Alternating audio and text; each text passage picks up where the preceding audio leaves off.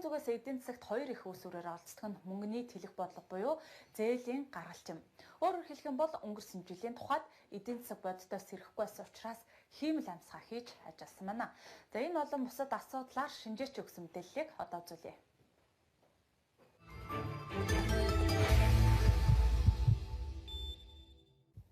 Сая санаа эдийн засгийн мэдээллийн хөтөлбөрөөр үргэлжлүүлж байна. За энэ хэсэгт бид шинжээчтэй холбогдож эдийн засгийн байдлын талаарх мэдээллийг үргэлжлүүлэн өгөхөөр за эдийн засгийн зоригтой уулзаад байгаа. Танд үзэгчдийнхээ өмнөөс орой мэндийг хүргэе. За баярлалаа орой мэнд. Тэгэхээр манай улсын эдийн засгийн өсөлт бас 2013 оны тухайд 11.7%-тай гарсан. За тэгээд бодохоор өнгөрсөн оны тухайд бас бондуудаас гадна тий Монгол банкны үн тогтворжуулах хөтөлбөрөөс гадна 40-од тэрбум Америк долларын их үүсвэр одоо зах зээлд орсон байна гэж яригдчихсэн. Тэгэхээр үүнтэйгээ харьцуулахад бас энэ эдийн засгийн өсөлт төдийлөн хангалттай байна гэж эдийн засгчид яриад байгаа шүү дээ. Өнгөрсөн оныг дүгнэж ярих юм бол за энэ оны тухайд бас эдийн засгийн өсөлт ямар байхаар харагдаж байгаа бол эндээс хоёлаа эхлэе.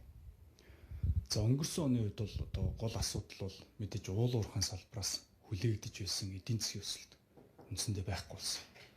За нөгөө талаас Монгол банкнаас болон мөн одоо засгийн газраас мөнгөний болон төсвийн тэлэх бодлогыг бол маш эрчимтэй хийсэн байж байгаа.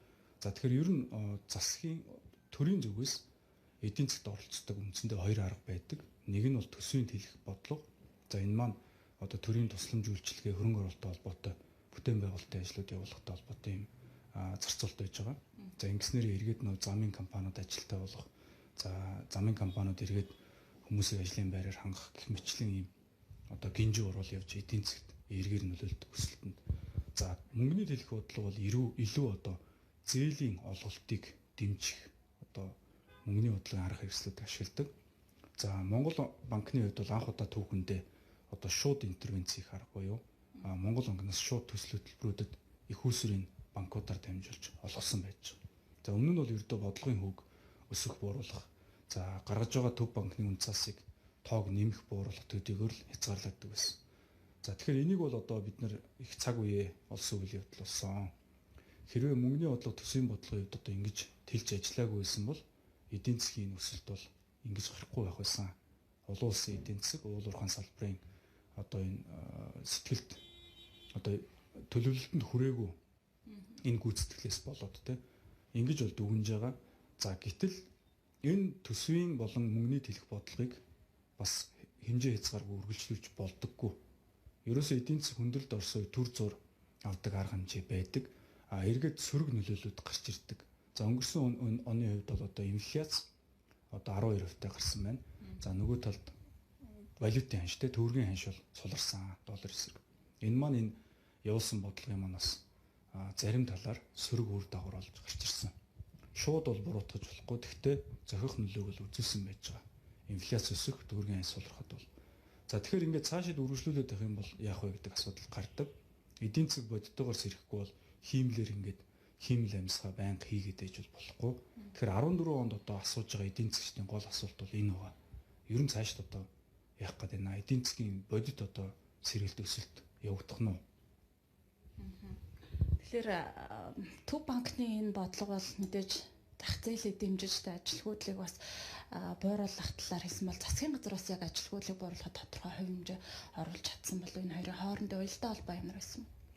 Оруулж чадсан гэж ойлгож байгаа. Яг тэгэхээр төсвийн нэлээд их тэлэх арга хэрэгслүүдийг авсан. За ялангуяа одоо зам, барилгын ажлуудад бол засгийн газрын зүгээс хөнгөлөлттэй зээлүүдийг олгосон байж байгаа. За тендерүүд зарласан тий.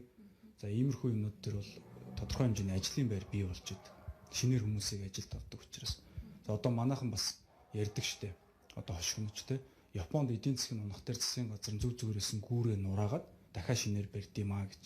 Яаж яах вэ нөө ажилгүйдлийг үүсгэхгүй тулд л ингээд хүнийг ажилтаа байлгах гэдэг ингэдэг. Монгол улсын хувьд бол мэдээж нураах гүүр алга. За шинээр барих бол маш олон гүүр. За цахилгаан станц зам харгууд дэвцгээд байж гэн. Тэгэхээр эднэрийг ингээд бариад хийж явах нь бол зүйтэй л дээ. Эдийн засаг унжиж байсан, өсөж байсан гэсэн.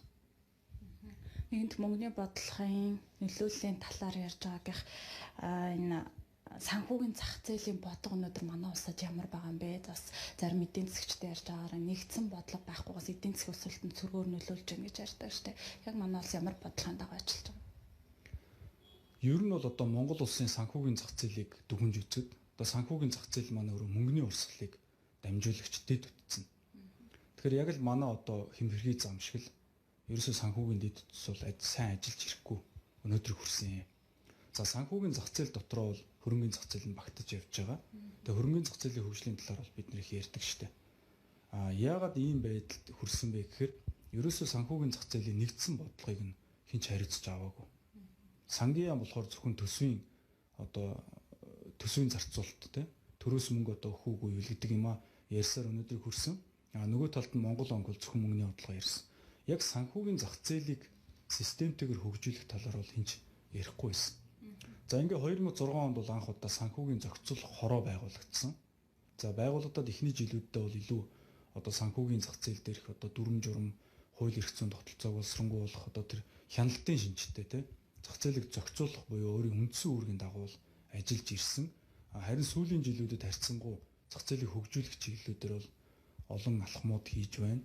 За энэ бол бас зах зээлээс тодорхой хэмжээний сайшаал хүртэж байна гэж ойлгож байгаа. Гэхдээ санхүүгийн зохицуулах хорооны чиг үүрэгт буюу санхүүгийн зохицуулах хорооны эрх зүйн тухай байдлын тухай хуульд бол санхүүгийн захыг хөгжүүлэх гэсэн үүрэг бол байдаггүй. Тэр үүргээсээ даваад ажиллаж байна. Тэг ямар ч хин нэг нь ингээд ажиллах хэрэгтэй. Тэгэхгүй бол бодлого бол үнэхээр үүлэгдсэн байна. За улсын хурал дээр эдийн засгийн байнгын хорон дээр энэ асуудалд бол маш их анхаарлыг хандуулах хэрэгтэй гэж үзэж байгаа. Тэгэхээр төгрөгийн ханшийн тухайд бас Монгол улсын санхүү эдийн засгийн байдлын одоо гол үзүүлэлтийн нэг байгаа шүү дээ. Тэгэхээр хар захаар өнөөдөр бас долларын ханш 1800 гараад явчлаа. Төгрөг өнгүүдэж байгаа гол шалтгаануудыг эхлээд онцлох хэрэгтэй хэл та. Одоо яг ямар хүлээлттэй байгаа юм бэ төгрөгийн ханш долларын ханшийн харьцааны талаар? Яг үндсэн хоёр шалтгаан байгаа. Шалтгааныг хоёр хувааж авч үзэж болно л та. Нэг нь ерөөсөө суур ужиг шалтгаан. За нөгөөх нь бол одоо өнгөн илэрч шалтгаан гэх юм уу та. Тэгэхээр тэр худалдааны балансын алдагдлалд орж байна. Гадаадын хөрөнгө оруулалтад зогссноос болоод долларын хомсдол үүслээ. За дээрэс нь одоо Монгол банкны валютын нөөц шахагдаж байна. Иргэд одоо бас дээрэс нь долларыг их хэмжээгээр хөрөмтлүүлэх ч гэдэг юм уу те. Энэ бол ерөөсөө одоо өнгөц илрэлт төдий зүйлс байгаа. Яг суур шалтгаан бол ерөөсөө манай эдийн засгийн нэгдсэн хөгжлийн бодлого байхгүй явж ирсэн л харгаа. Өөрөөр хэлбэл Монгол улс бол экспортлогч улс болёо гэдэг асуудлыг ярьдаг. Яг юу экспортлох гээд байгаа нь одоо яг сайн ойлгохдохгүй. Тэгээд зөвхөн нүүрс гэдэг ийм бүтээгдэхүүнээс сүлдээ хамааралтай болж ирсэн. Гэтэл нүүрс маань үндсэндээ хятад гэдэг ганцхан улс л авдаг. Өөр улс бол одоо ориг авах боломжгүй юм. Маш их овор хэмжээтэй төв хийдэж байгаа. Гэтэл энэ тал дээр хятадтай одоо гадаад харилцааны болон эдийн засгийн ойлголцод бол хүрч чадаагүй. Ерөөсөө одоо тэр нүүрсний өртгийг ууруулахын тулд төмөр зам айлтын тавьсан байх хэвээр. Гэтэл одоо өргөн цагиргуу, нарийн цагиргуу гэдэг аль нэгийг сонгоод тавих хэвээр шүү дээ. Гэтэл өнөөдөр хүртэл одоо ингээд гэр дотроо хэрүүл уруулаа шийдэж чадаагүй байгаагаас болоод нүүрс нэгдүгürt хятад руу маш их өртөгтэй очиж байна. Хоёрдугаарт хятад маань өөрөө Монголын нүүрсийг авах тал дээр бас төдийлөн одоо сонирхолтой биш байгаа болов уу гэж ойлгодог. Яг тэгэхээр Австралийн нүүрс Монголын нүүрсээс илүү өндөр үнээр зарагдаж байна. Тэр холоос Австралчин дотроо өөрөө төмөр замаар тээвэрлээд усан онгоцонд ачаад тэгээ хятад руу хэдэн мянган километр тээвэрлж ирээд борлуулахад Монголын нүүрсийн самаг өндөр үнэтэй бага өртөгтэй болоод байгаа нь одоо эдийн засгийн хувьд бол маш тийм хачирхалтай шийдчихэд бол нэг энгийн асуудал байгаад байдаг. Тэгээ энэ дээр тодорхой хэмжээний улс төрийн зориг гаргаад нэгдсэн хүчээр одоо дайрахгүй бол иргэд эдийн засаг дээр маш их зардал болж орж ирж байна. Яг энэ дээр бас санал нийлж байна л да. Манай засгийн газар хөрөнгө оруулалтыг татах гэхээсээ илүү одоо үр зээл тавих нь арай амархан байгаа юм шигтэй. Чингис бонд, Самура бонд гэд гаргалаа. Эргээд бас төлөх чадвар нь ямар байгаа вэ? Хөрөнгө оруулалтын хууль бас хэрэгжээд бараг нэг бүлрэл болох гэж байна шүү дээ. Энэ тал дээр ямар хаа хөрөнгө оруулалт? Хөрөнгө оруулалт гэхээр одоо бас үзэгчдэд тодруулж хэлмээр байгаа. Ер нь бас нэг тийм буруу ойлголт яваад байна л да. Хөрөнгө оруулалт гэхээр зөвхөн уул уурхад ордог хөрөнгө оруулалтыг яриад байна. Одоо манай хөрөнгө оруулагч нар ирээд Монгол улсын баялагийг аваад явах гэж байгаа мэтэр ард түмэнд ойлголт тараагаад байна. Ард түмэн тэрийг бас ойлгоод буруугаар ойлгож хүлээж аваад байна. Тэр хөрөнгө оруулалт гэдэг бол уул уурхай хөрөнгө оруулалт гэж бий үнэн. Нөгөө талд нь одоо барилга барьдаг, Монголд ирээд үйлдвэр байгуулдаг, за Монголд ирээд одоо өөр компаниудын хувьцаа авах байдлаар хөрөнгө оруулдаг гэдэг маш олон янзын хөрөнгө оруулагч байгаа. Тэгэхээр хөрөнгө оруулагчдын талаар ярьж байгаа энэ сөрөг зүйлс маань гаргаж байгаа сөрөг шийдвэрүүд маань энэ уул уурхаан бус хөрөнгө оруулагч нарыг ч гэсэн үргэж байгаа. Тэгэхээр өнөөдөр нэг Монгол залуу нэг үйлдвэр байгуулах гэж сууж хад тэн дээр гаднаас хөрөнгө оруулагч ирээд мөнгөний гаргаад хамтраад үйлдвэр байгуулад чинь хүнсний үйлдвэр хийх гэж байна. Гэтэл энэ хөрөнгө оруулалттай холбоотой бүх сөрөг одоо энэ яриа арга хэмжээнүүдээс болоод тэр хүн буцаад явж байгаа жишээтэй.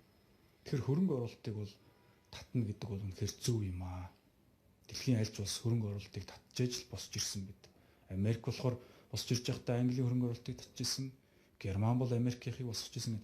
Япон бол эргүүлээд Америкийнх гэд ингээд дэлхийн бүх хөгжилтэй улс гүрнүүд гадны хөрөнгө оруулалтыг босгож тэдний эрсдэлтэй одоо эрсдэл хийлгэж мөнгөний оруулж ирж байгаад босч ирсэн байдаг.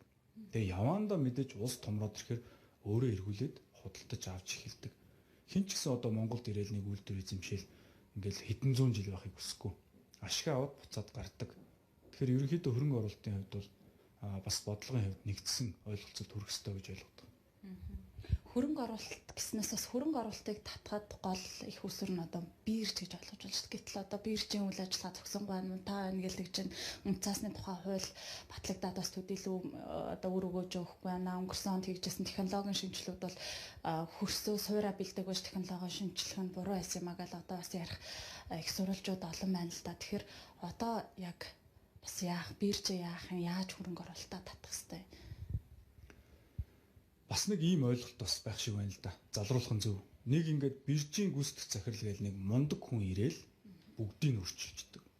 Хөрөнгөний засгийг өөрчилждэг. За эсвэл Монгол банкны ерөнхийлөгчөл хүн гарч ирэл бүгдийг нь одоо оронгоор нь эргүүлчихдээ юм шиг ийм хүлээлт маш их байна.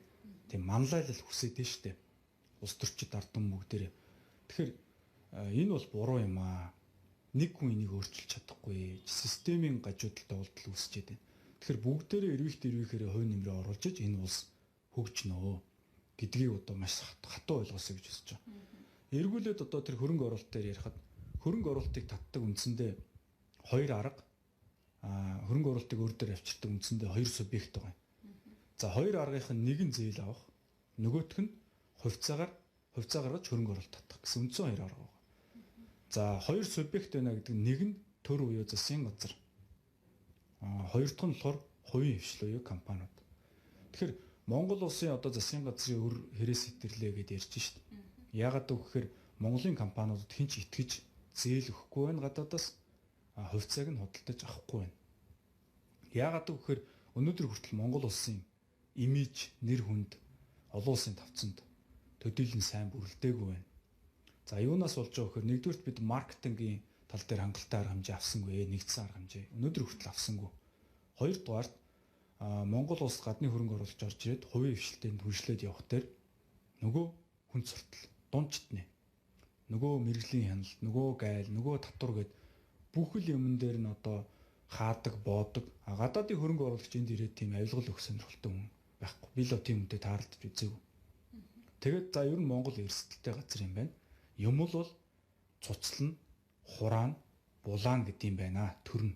Тэгэхээр Монгол улсд бол бизнес хийгээд хэрэггүй юм байна гэд сүүлийн 10 жилд бас зөндөл олон хүн хөрөнгө оруулах гэж үзлээ шүү дээ. Тэгээд ерөнхийдөө за болио гэд гарч байгаа. Шинээр ирэх гэжсэн хүмүүст хэлж байгаа. Битээ Монгол руу яваарай гэж. Тэгэхээр хөрөнгө оруулалтын дээр заавал засгийн газар их өр үүсгэлгүйгээр хувийн компаниуд өр үүсгээд тэр гадаадын хөрөнгө оруулагч нь хувийн компани хувьцааг аваад зээл өгөөд өөрсдөө эрсдлээ хүлээгээд бизнесийн дампууруул тэндээ тэгээд эрсддэг байдлаар ингээд уулын шийдвэл ард түмэн дараа нь тэр өрийн төлнө гэх юм байхгүй. Ийм л одоо системийг бий болгох хэрэгтэй байсан. Тэгэхээр түрүүний таны өөрийн асуудаг тэр санхүүгийн сектор одоо бодлого байхгүй байх гэж ямар ч шүү дээ. Ерөөсөө л энэ санхүүгийн зах зээлийг хөгжүүлэх нь яагаад чухал вэ гэхээр энэ нэгдсэн энэ бодлого дэд үтсийг бий болгоод төр ерөөсөө өр үүсгэх хэрэггүй. Ерөөсөө л хувийн хвшил ард түмэн өөрсдөө бирж дээр хувьцаа гаргаад зээлээ аваад гадны хөрөнгө оруулагчдаас мөнгө өсгөхөд ингээд явах боломжтой л байдаг ерөөсөө. Тэгээ ийм боломж болцоо бүрдсэнгүү боломж болцоог нь төр нь өөрөө байнга хааж ирлээ. Нэг гадны хүмүүстэй нийлээд юм хийх гэтэр одоо бөөн шалгалт дарамт шүүлэг орж ирээд тэгээ нэг тусгай зөвшөөрөл лиценз исэн бус юм ин хургаал авчдаг. Цуцлал. Яг харахгүй төгөргийн ханшны үнгүүдлгээд бүх зүйл бас эдийн засгийн улс төрийн оролцоо нэмэгдсэнтэй холбоотой ахaltaа. За нөгөө талаар та түрүүн бас хэллээ. Инфляц 12 гаруй хувьтай байна гэж байна. Тэгэхээр энэ 2006 оноос хойш бас ингээд судлаад үзэхээр шатхууны үнч гэдэг юм одоо бусад төрлийн үн өссөнтэй холбогдуулаад өргөн хэрэглээний бараа бүтээгдэхүүн өслөө гэдэг чинь гэтэл одоо шатхууныхаа өмнөөс маш өндөр хуваар өргөн хэрэглээний бараа бүтээгдэхүүн өссөн байт юм байна. Тэгэхээр энэ одоо бас тийм үнийн хөөргөл явд юм байна гэдэг магадгүй. Инфляцийн тал дээр тийм хяналт сул байна гэж ойлгож болох. Танахаас бас Purple Book гэдэг эдийн засгийн судалгаагаа тунтгой танилцуулах гэж байгаа шүү дээ. Ийм судалгаа орсон байдаг бол бас. За ерөнхийдөө инфляцийн талаар бол хэд хэдэн газар судалгаа хийж үзсэн байдаг. За Монгол банк бол судалгаа хийсэн байгаа 4 жил. За худалдаа аж үйлдвэрийн танхимаас бас судалгаа хийж үзсэн байдаг. Тэгээд ерөнхийдөө нийлүүлэлтийн сувг гэж байгаа. Манай ч одоо бүх юмаа гаднаас авч байгаа. За хятад инфляц өсөж байна. Энэ инфляцийн ингээд их үүсвэр талаас нь ерөнхийдөө сайн судалж үзэх хэрэгтэй байгаад байгаа юм. Яг нь анхны оролдлогууд бол хийж байна. Монгол банкн дээр за үндэсний худалдаа аж үйлдвэрийн танхим дээр за манайхаас ч гэсэн судалгаа хийж байгаа. За зөвхөн гол одоо шалтгаанууд нөх юм бол мэдээж хятадын өөрийнх нь инфляц өсөж байгаа. Дээрээс нь төгрөгийн аж сулрахаар энэ импортлогдсон инфляц болж орж ирж байгаа. За 3 дугаарт одоо манай ачин нэвтрүүлэх чадвар гэж юм байдаг. Тэгээ одоо хил дээр хятадаас орж ирж байгаа бараа үйлчлэгийг одоо авилгагүй, татваргүй, дарамт багтаа ингээд орж ирэх юм бол манай дотоод ард иргэдийн төлөх үн тэ өсөх өсөлтөнд харьцангуй бага байна. Тэгээ ерөнхийдөө нийлүүлэлтийн сувгжуулалт гэж ярьдаг. Энэ дээр бол ерөнхийдөө анхаарах хэрэгтэй. Тэгэхгүй бол 2008-9 онд ч тохиолдож ил байсан. Барилгын материалын үн огцон өслөө. Яагаад тэгэхээр эрээнд барилгын материал нь байдаг. Нааша замын өд рүү оруулж ирэхээр гайлын хүчин чадал нь хүрэхгүй. Тэгээд эрээнд цемент одоо тонн 70,000 төгрөг гэхэд замын өд дээр 150,000 төгрөг гэж байна гэдэг. Ийм байх ямар ч албагүй л ихгүй юу. Тэнд аваачаа жоохон өргөтгөөнийг 2-3 сая доллараар одоо дамжин нэвтрүүлэх чадвараа нэмж хэрэгтэй. За дээрэс нь одоо тэр гайлын хяналт чалгалт гэдэг юм дээр бас маш сайн анхаарах хэрэгтэй. Ерөөсөө оруулахгүй хамаагүй бараа бүтээгдэхүүнийг боодог. Ингээ эргээд тэр нь авилгалын зардлыг нэмж идэг. Авилгалын зардлыг хэн төлдөг гэхээр эцсийн дүндээ